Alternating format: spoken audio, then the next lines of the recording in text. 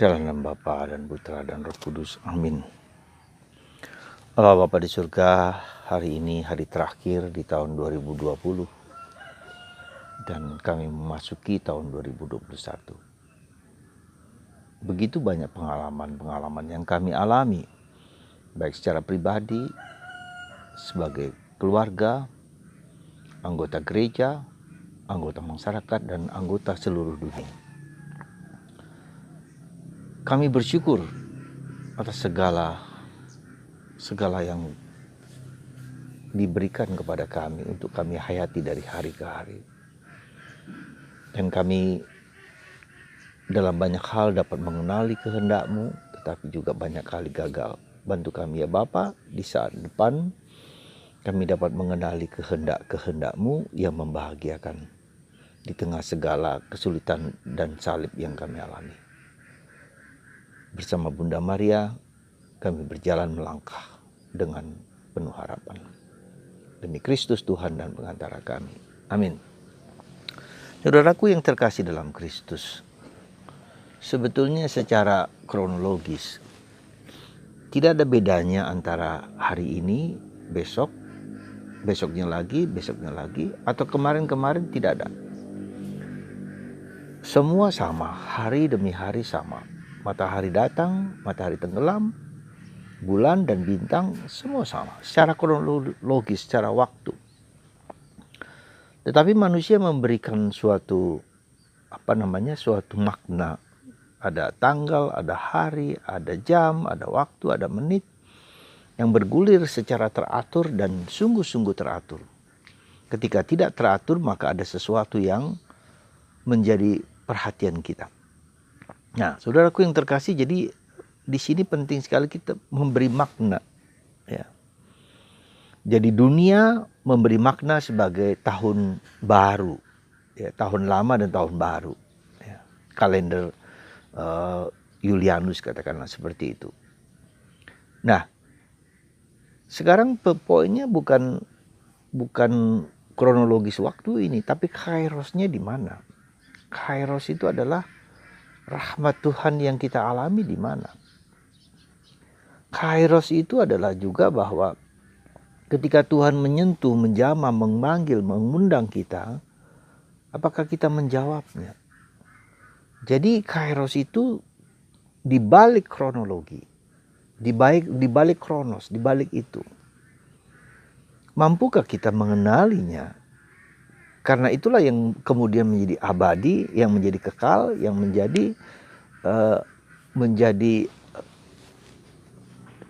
nilai yang harus kita lakukan di dunia ini, dan juga akan berlaku nanti ketika kita sudah tidak ada di dunia ini. Itulah saya kira yang harus menjadi kunci pertanyaan kita dalam hidup ini. Kairos. Dan itulah yang juga menjadi bahan permenungan kita di saat satu hari ini. Anda memberi waktu untuk diri Anda sendiri, untuk diam, untuk hening, untuk sujud, atau tidak, itu tergantung Anda. Anda memberi makna kehidupan ini atau tidak. Besok-besok saja. Bukan soal besok-besok saja, tapi ini soal di mana kita mungkin perlu sedikit ya untuk melihat ke dalam kembali, untuk melihat kairos itu dalam diri kita.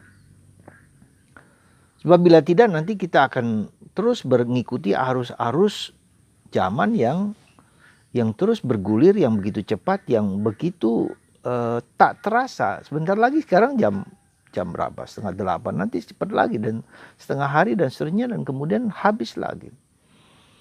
Jadi kita sendiri yang memberi makna terhadap kehidupan ini. Dan kita menangkap makna itu yang dalam diri kita, yang mengalir dalam diri kita, yang hidup dalam diri kita. Nah, saudara, itu satu hal. Jadi silahkan Anda mau atau tidak menggunakan waktu sejenak untuk diam, untuk hening, untuk dengan jujur, dengan tulus melihat apa yang terjadi dalam diri kita. Dalam bahasa Yesus dikatakan, apakah aku melihat terang di tengah segala kegelapan?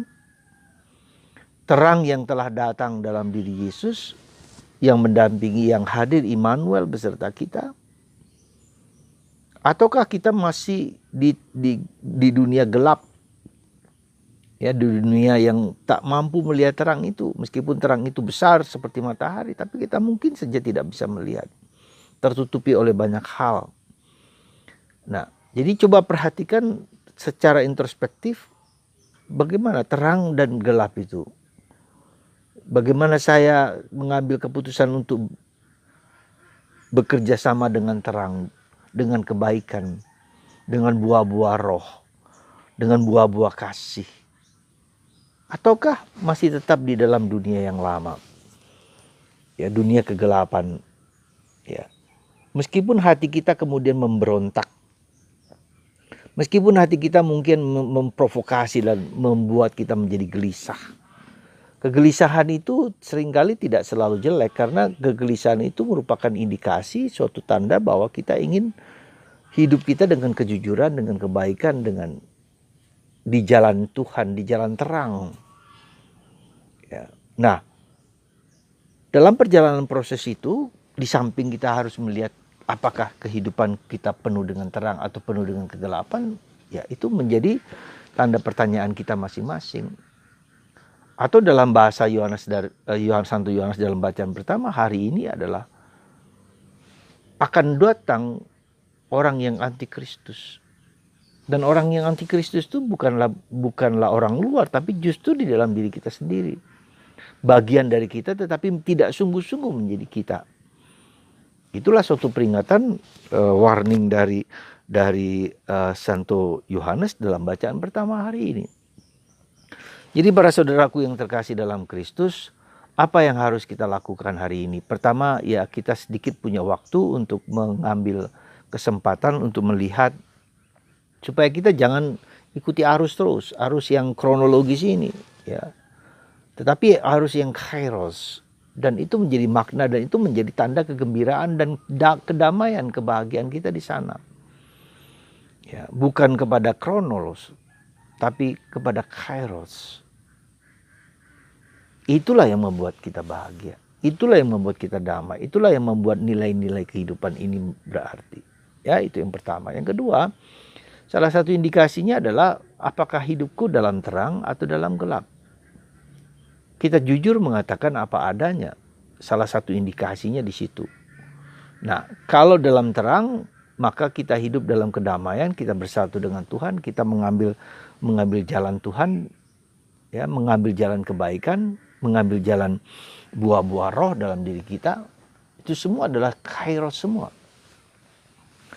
Kemudian kita lihat apakah juga mungkin dalam tanda petik, mungkin kita juga menjadi antikristus dalam arti tertentu. Mungkin ketika kita tidak sepakat dan kita tidak tidak sungguh-sungguh menjalankan, ya, kehidupan bersama Kristus dengan Kristus ini. Karena dalam kitab Wahyu mengatakan kita tidak panas atau tidak dingin. Mungkin kita suam-suam kuku, tidak panas, tidak dingin, ya sana, ya sini, dan seterusnya. Jadi mendua yang dalam kehidupan pada zaman Nabi Elia mengatakan kalau pilih Allah ya Allah, kalau pilih Baal ya Baal. Jadi bisa saja begitu, bisa saja. Ya, saya mengatakan suatu pertanyaan yang diajukan kepada Anda dan saya, mungkin juga sebagian bagian dari tubuh saya adalah antikristus ketika saya tidak mau diproses oleh Tuhan. Maka nanti kalau kita perhatikan dalam ketika orang Majus, ketika raja itu dari timur datang, orang bijak ya datang dan membawa persembahan yang aneh sebetulnya kalau diperhatikan, mur, dupa dan emas. Sesuatu yang zaman itu menjadi tanda yang bermakna, ya, luar biasa. Ya, jadi mur itu adalah suatu wangi-wangian, suatu instrumen, suatu sarana untuk dipakai dalam peribadatan. Jadi mur itulah yang menjadi tanda akan kematian, ya.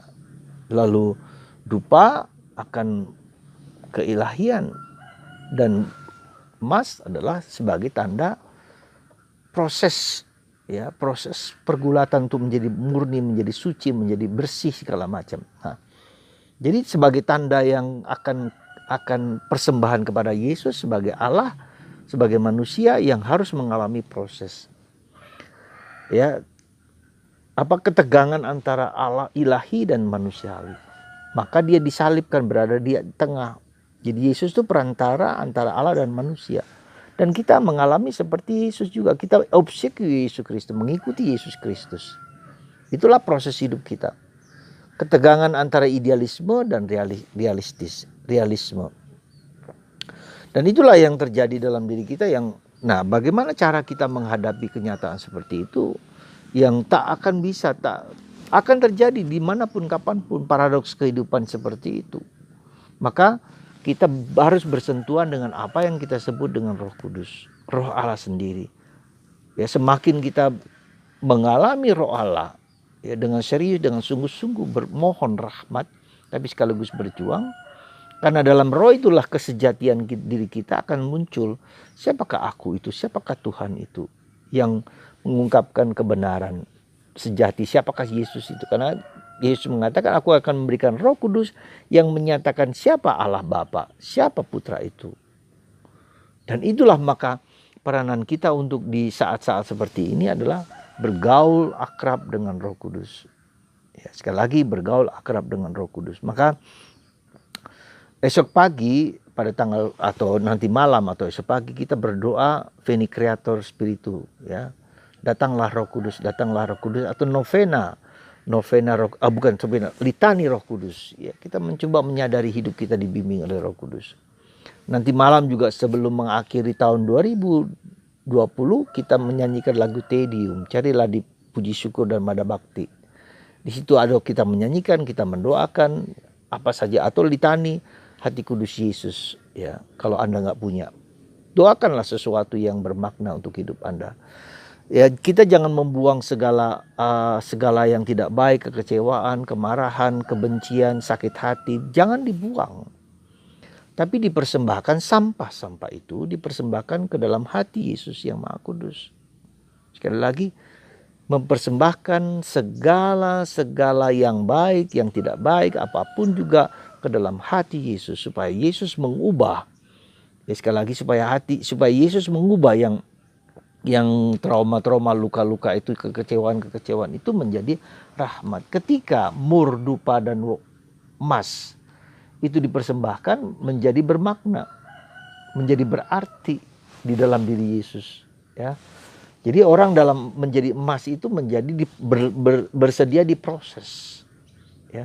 Coba Anda perhatikan emas itu dari biji-biji emas yang menyatu dengan batu, ya, kecil itu, lalu kemudian ditarik oleh merkuri, menyatu, lalu ya itulah kemudian menjadi bongkahan emas, lalu kemudian menjadi dibuat besar, gitu kan. Itu orang yang diproses untuk menjadi memancarkan cahaya itu bersedia diproses. Dan itu yang seringkali kita tidak mudah. Maka mari saudaraku terkasih, sekali lagi kita bersyukur, kita memuji Tuhan dengan segala kerendahan hati, mohon ampun atas segala dosa kita, dan kita mau melangkah di tahun 2021 dengan rahmat dan kasih, dengan Roh Kudus, dengan Bunda Maria, juga dalam gereja Katolik dibimbing oleh Santo Yosef yang dinyatakan oleh Paulus sebagai pribadi yang membimbing dan menuntun kita. Dia tidak banyak bicara, tapi dia menjalankan kehendak Tuhan. Kita seringkali terlalu banyak bicara, terlalu banyak bombastis, narsistis juga.